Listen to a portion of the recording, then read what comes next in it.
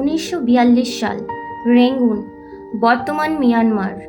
শহরের সবচেয়ে ধনী এলাকাগুলোর একটিতে বাস করত এক ভারতীয় পরিবার।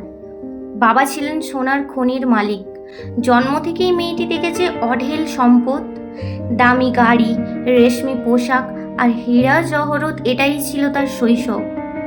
তার নাম সরস্বতী রাজামণি। বয়স তখন মাত্র 15 কি 16। কিন্তু নিয়তি তার জন্য রাজপ্রাসাদ নয়, লিখে রেখেছিল জঙ্গল আর বারুদের গন্ধ।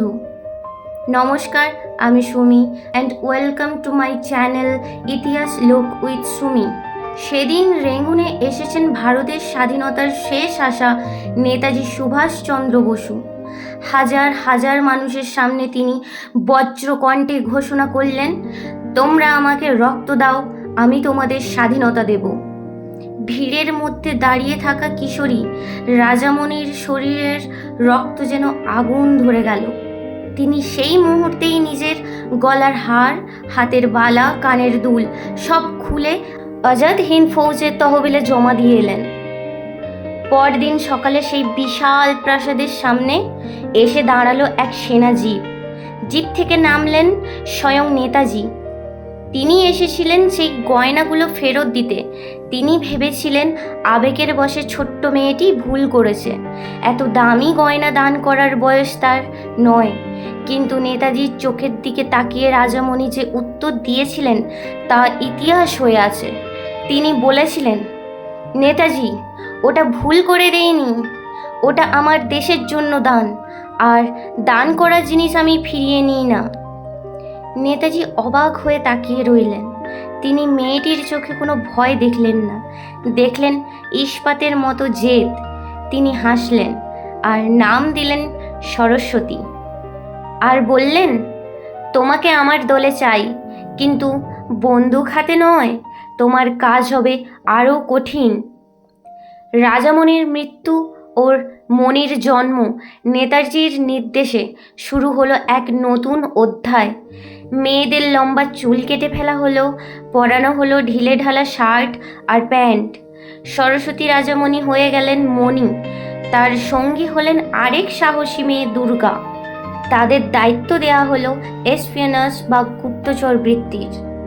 ভাবা যায়, 16 বছরের এক কিশোরী যে কয়েকদিন আগেও পালঙ্কে ঘুমাতো, সে এখন ব্রিটিশ মিলিটারির মেসে কাজ করছে বয় হিসেবে। তাদের কাজ ছিল ব্রিটিশ অফিসারদের জুতো পলিশ করা, ঘর ঝাড়ু দেওয়া আর চা পরিবেশন করা। ব্রিটিশ জেনারেলরা ভাবত, এরা তো সাধারণ স্থানীয় বাচ্চা ছেলে, এরা ইংরেজির কি বুঝবে। তাই তাদের সামনেই চলতো যুদ্ধের গোপন মিটিং। ম্যাপ খুলে তারা দেখাতো কোথায় আইএনের ওপর বোমা ফেলা হবে, কোন রাস্তা দিয়ে রসদ যাবে। আর ঘরের কোণে জুতো পলিশ করতে করতে মনির কান থাকতো খাড়া। তার মস্তিষ্ক দ্রুত রেকর্ড করে নিত প্রতিটি তারিখ, প্রতিটি কোড। কাজ শেষ করে বাথরুমে গিয়ে চিরকুটে সব লিখে রুটির ভেতর বা জুতোয় লুকিয়ে সেই খবর পৌঁছে দেওয়া হতো নেতাজির ক্যাম্পে। দিনের পর দিন মৃত্যুর সাথে এই লুকোচুরি চলতে লাগলো। অবশেষে এলো সেই কাল রাত্রি। এক অসম সাহসের গল্প, কিন্তু গুপ্তচরের জীবন মানেই প্রতি মুহূর্তে ধরা পড়ার ভয়। একদিন সত্যি হলো সেই দুঃস্বপ্ন। রাজামণির সঙ্গী দুর্গা ব্রিটিশদের হাতে ধরা পড়ে গেলেন। খবর এলো তাকে মিলিটারি জেলে আটকে রাখা হয়েছে এবং খুব শীঘ্রই তার উপর অমানসিক অত্যাচার শুরু হবে। কথা বের করার জন্য আইএনের নিয়ম ছিল কঠোর। ধরা পড়লে নিজেকে শেষ করে দাও, কিন্তু ধরা দিও না। সবাই রাজামণিকে বলল, পালিয়ে এসো, ওখানে গেলে তুমিও মরবে। কিন্তু রাজামণি সেদিন বলেছিলেন, আমার বন্ধু ধরা পড়েছে আর আমি পালিয়ে আসবো, এটা আমি হতে দেব না। রাতের অন্ধকারে ছেলেদের ছদ্মবেশে রাজামণি ঢুকে পড়লেন ব্রিটিশদের সেই কঠোর নিরাপত্তার দুর্গে। তিনি জানতেন প্রহরীদের দুর্বলতা। তিনি প্রহরীদের খাবারে ও চায়ে মিশিয়ে দিলেন শক্তিশালী আফিম। প্রহরীরা যখন গভীর ঘুমে আচ্ছন্ন, তখন চাবি চুরি করে তিনি খুললেন দুর্গার সেলের দরজা। দুর্গাকে নিয়ে যখন তিনি জেলের পাঁচিল টপকাচ্ছেন, ঠিক তখনই বেজে উঠল সাইরেন। শুরু হলো সার্চ লাইটের আলো আর এলোপাথারি গুলি। অন্ধকারে দৌড়াতে দৌড়াতে হঠাৎ মনে হলো আগুনের একটা গোলা এসে লাগলো তার ডান পায়ে। একটা বুলেট রাজামণির পা ভেদ করে চলে গেছে। রক্তে ভেসে যাচ্ছে মাটি, যন্ত্রণায় শরীর দুমড়ে যাচ্ছে, কিন্তু তিনি থামলেন না, কারণ থামলেই মৃত্যু, শুধু নিজের নয়, তার বন্ধুরও। আহত পায়ে রক্তক্ষরণ হতে থাকা অবস্থায় তিনি আর দুর্গা পাশের গভীর জঙ্গলে ঢুকে পড়লেন। ব্রিটিশ সৈন্যরা কুকুর নিয়ে তাদের খুঁজছে। বাঁচার জন্য রাজামণি আর দুর্গা একটি বিশাল গাছের ওপর চড়ে বসলেন। বিশ্বাস করতে কষ্ট হবে, টানা 3 দিন 72 ঘন্টা সেই গাছের উপর বসেছিলেন তারা। পায়ে গুলি, শরীর জ্বরে পুড়ছে, জল নেই, খাবার নেই, নিচে ব্রিটিশ পেট্রোল ঘুরছে, একটু শব্দ হলেই সব শেষ। 3 দিন পর যখন ব্রিটিশরা হাল ছেড়ে চলে গেল, তখন তারা গাছ থেকে নেমে খোঁড়াতে খোঁড়াতে পৌঁছালেন আজাদ হিন্দ ফৌজের ক্যাম্পে। নেতাজি স্যালুট ক্যাম্পে ফিরে যখন তিনি যন্ত্রণায় প্রায় অজ্ঞান, তখন তাকে দেখতে এলেন নেতাজি। ডাক্তাররা যখন তার পা থেকে বুলেট বের করলেন, নেতাজি সেই 16 বছরের লড়াকু মেয়েটিকে স্যালুট করে বলেছিলেন, আমি জানতাম না আমাদের বাহিনীতে এত বড় বারুদ লুকিয়ে আছে। তুমি ভারতের প্রথম নারী গুপ্তচর, তুমি আমার ঝাঁসির রানী। নেতাজি তাকে জাপানের সম্রাটের দেওয়া নিজের পিস্তল উপহার দিতে চেয়েছিলেন, কিন্তু রাজামণি চেয়েছিলেন শুধু দেশের স্বাধীনতা।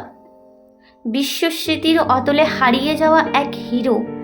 1947 সালে দেশ স্বাধীন হলো, কিন্তু যে মেয়েটি দেশের জন্য নিজের যৌবন, রক্ত আর বাবার সম্পত্তি সব দিয়েছিলেন, দেশ কি তাকে মনে রেখেছিল? না, ইতিহাসের বইয়ে তার নাম জায়গা পায়নি।